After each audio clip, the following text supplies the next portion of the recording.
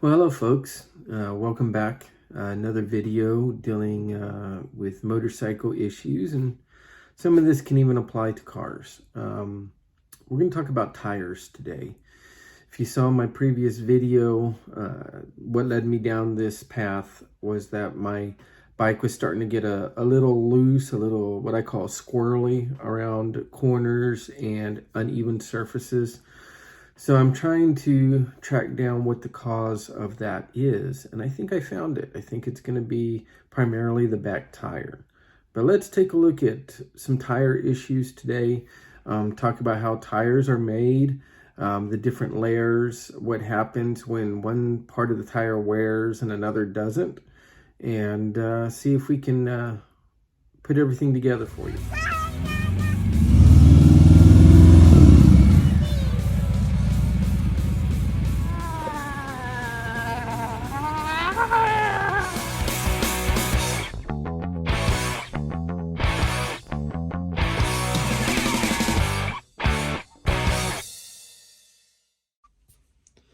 Okay, folks, a lot of this video is going to be drawings, but let's get right into it. So, my background, I spent 10 years managing car dealerships, in particular luxury car dealerships. And some of the stuff I'm going to impart to you comes from the experiences that I had there. So, let's just start out with basically drawing us a tire profile.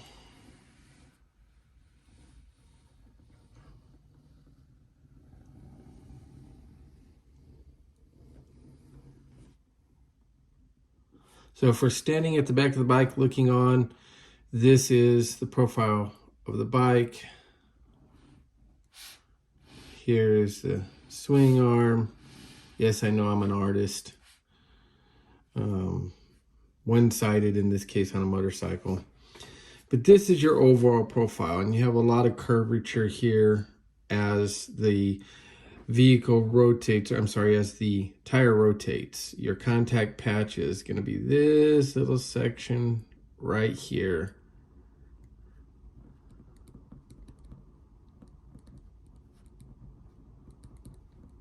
So everything that you have between you and the pavement is the grip of this little section on your back tire and on your front tire. Now, as we all know, there's tread design that affects grip and wear and weather handling. Let's put that aside for a moment and get into the actual internal components of a tire. So you have your rubber layer, your tread, or what some people call your block, which is a really thick part that comes out in this curve. This is the part that wears down while you're riding. Now, underneath this, you're going to have a couple layers called ply. And this gives you a lot of support. So you're going to have a ply layer here. You're going to have another ply layer here. And there can be multiple layers of ply. And this is made out of different materials. The outer portion is mostly composed of rubber with some additives.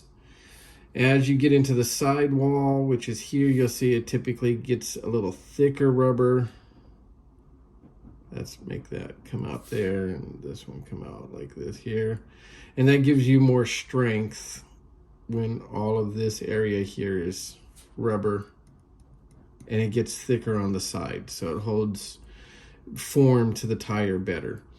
This area needs to be more flexible to handle the weight and the imperfections in the road and absorb some of those changes that happens in the road surface, or even when you're off-road. Now, what we have to talk about first is this main layer here, the rubber, the area that contains the tread, the pattern, all of that. So let's put that up there. Let's draw this into a bigger scale. Okay. So now I'm going to over exaggerate this here make this real nice and thick so we can talk about this. Okay.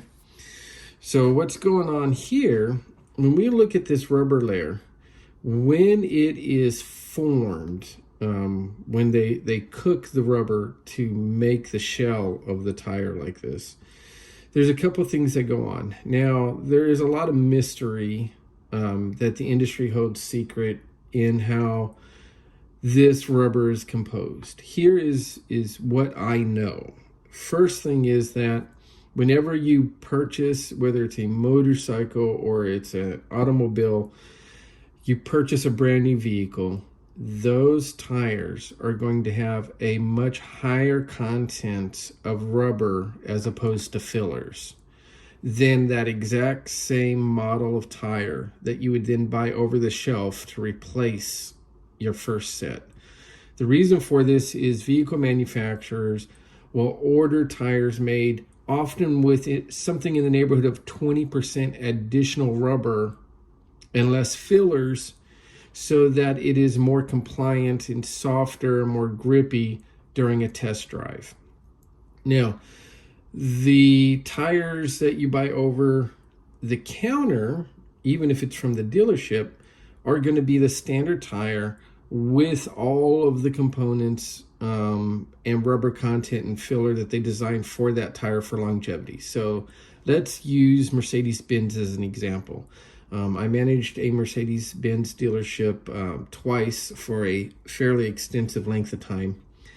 And Mercedes-Benz factory would order, let's just say, Michelin tires on one of the vehicles, and it literally had a 21% higher rubber content than that exact same model of Michelin tire that you could then buy over the shelf to replace it.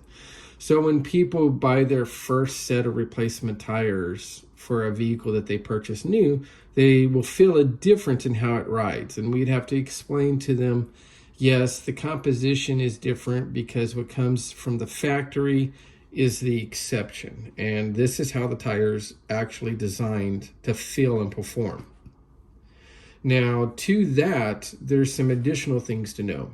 According to a product designer for Michelin that I met that came to our dealership at one point, he claims, or he tells me, that when the pour happens and they form this outer layer of rubber, the heating process and the materials that they back it with causes the molecules to form in such a way that the outer layer gets a thicker layer of filler and the inner layers get a thicker layer of rubber. What does this mean? This means that when you get a brand new tire, it's not going to be as grippy until you've put some mileage on it. That's both the OEM ones that come with the initial purchase and anything you buy off the counter, just because of the way that the heat aligns the molecules, I'm assuming.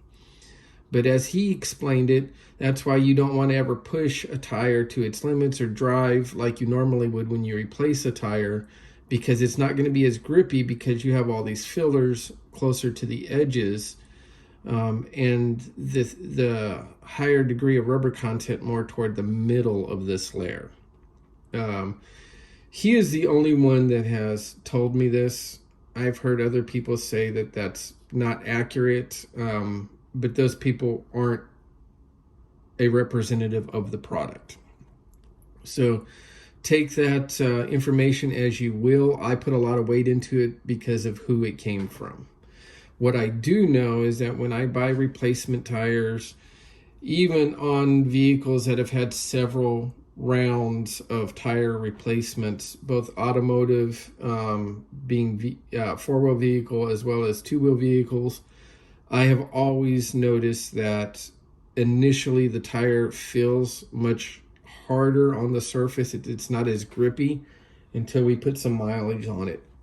Now, a lot of people say that that's because you have to get micro inclusions or micro tears in the surface to make it more grippy.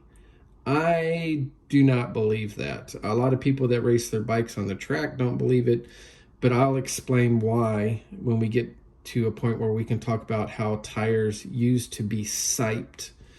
And I will explain what that is. Okay?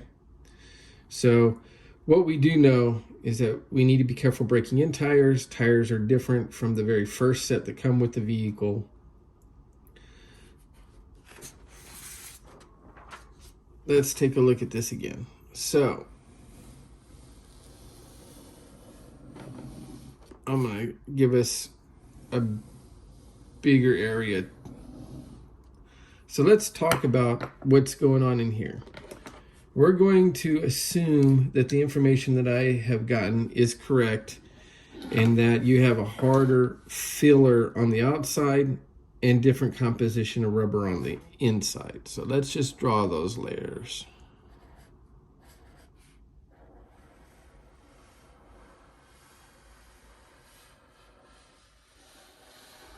Not to scale, folks, just as a representation for the sake of our conversation here.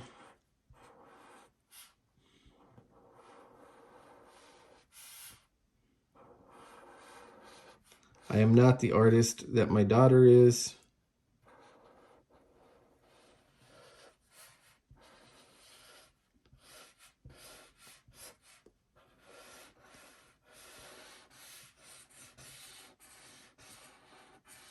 Okay. That's layer 1. Let's do layer 2 here.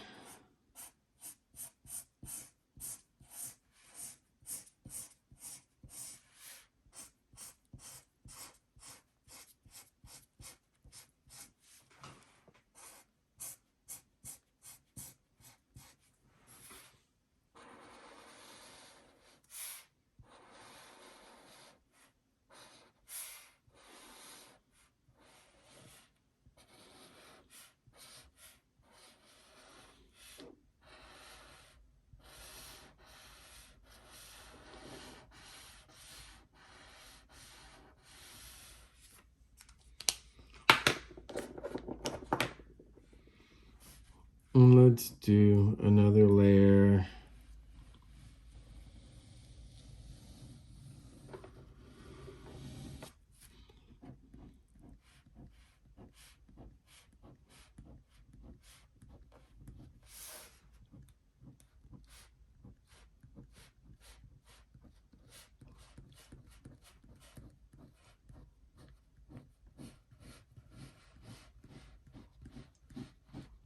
Right there.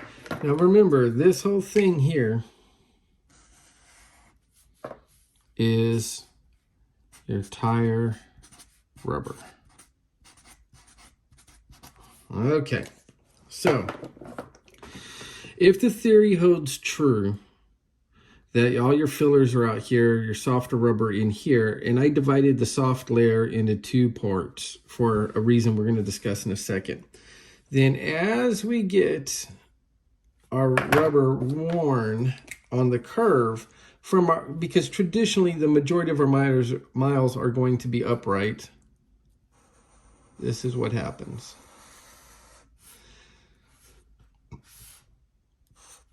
Now we're getting a little flat and this area is getting thinner in here. A little more mileage. We're getting flatter, that gets through there. Let's just say that we do lose a little bit on the sides, right, from cornering. And at some point, we're going to get through this layer. So now, and we lose a little bit more on the sides. Now you'll see that our softest, grippiest point is in this area right here, right? Still, when we go to lean the bike, we have a little bit harder surface. Well, what happens when we start to really get to this point and all of this bottom here is gone? That's where my bike is currently. These two layers are still the soft rubber.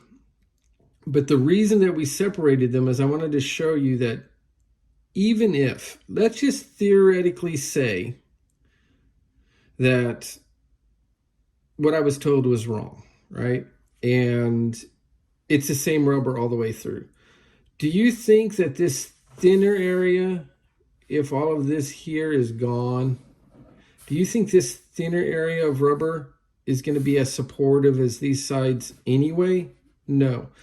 And by being supportive, that means when I roll the bike to the side, it's thicker, it's not going to be as flexible. So even if these areas are all exactly the same and the composition inside the rubber doesn't change, you're going to have so much more flex in here, and with all of this stuff here gone, than you will here, that when you go to corner, you're going to feel a totally different amount of pressure and grip here than you would here. And even when you get up into here, because it would be progressively thicker as you go up, it's going to give you some different feels.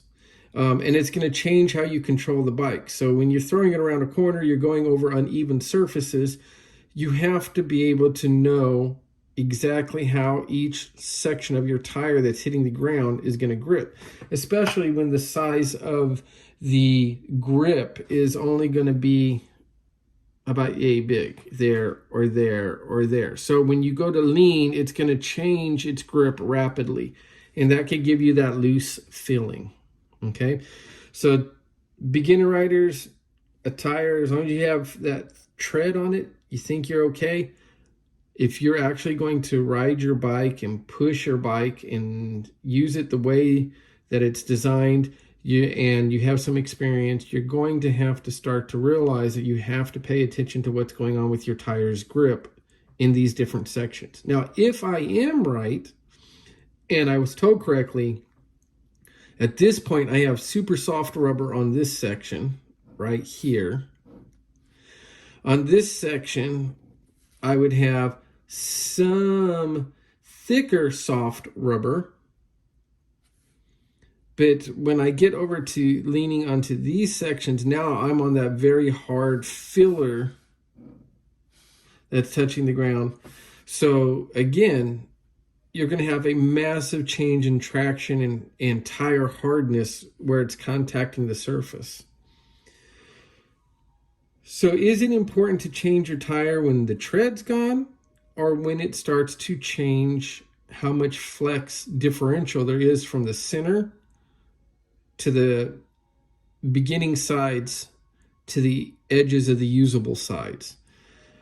I'm leaning toward deciding to, even though I have a considerable amount of tread already, to go ahead and make that change of my tire, because the variance between this area and this area is too great.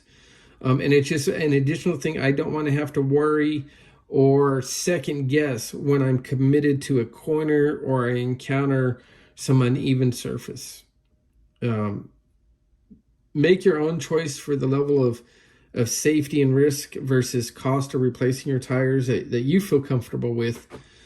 But after, I think I'm currently at about 13,000 miles, I can feel such a change from being here and throwing it into a corner and coming out over here into this section, that it takes my mind off the corner, it takes my mind off of the destination and puts it on to panic mode when I feel the bike change how it's gripping and trying to compensate for that.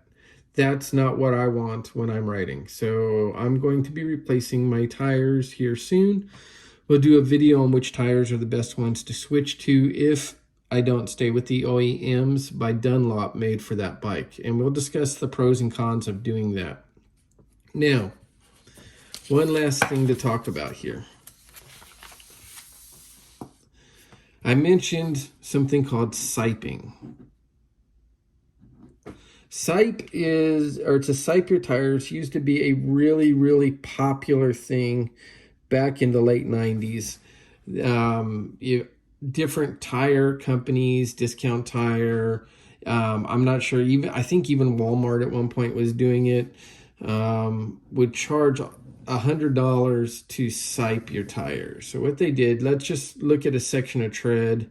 Let's say this is your tread pattern.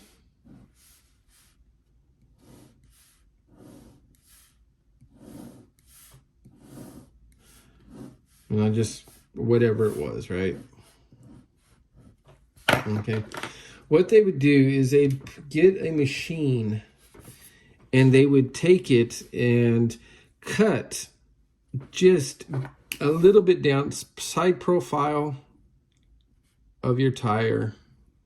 I know this is really bad, just curving, right? Say this is the block tread on the top and you have the other layers down there. And here's your 30 seconds bar, 230 seconds bar. So you have all this tread, right? What they would do is they'd make micro cuts with a machine that had little blades on it that would go about that deep.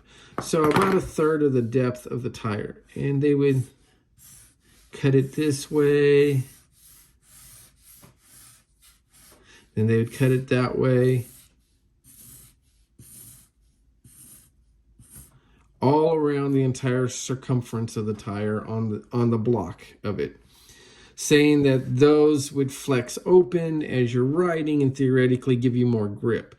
During the days when Fast and Furious came out and everybody had their little modified toy racers, this would be very, very common to get done to give you that extra little grip.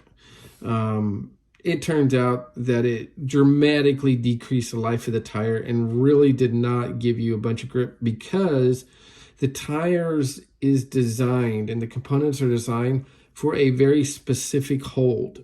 And when you start cutting into that and changing how it's performing, then it loses its effectiveness within this area to maintain your hold and to behave the way it was designed. So siping was totally bogus, a way that the industry made a little extra money for that period of time. And I currently don't know anybody that does that anymore. So that is what siping is. So I hope that was informative. That's what I think is going on with my bike and why it's feeling the way that it's feeling going around corners. So we are going to be changing the tires. Again, I don't know if I'm going to stay with the original Dunlops that come with it. Of course, knowing that the ones that I get as replacement tires are not going to feel just like the OEMs. Or going with something else. I've had a few that are recommended to me. We'll be taking a look at different tires and kind of figuring out where to go from here. So thank you for coming along. If you have any questions or comments, please leave them in the section below. I would really love it if you would like and subscribe to follow us and stay current with all the stuff we're going to be doing. It definitely helped me out and helped me be able to concentrate on getting the time to get this information for you guys. Thank you again. Have a great one.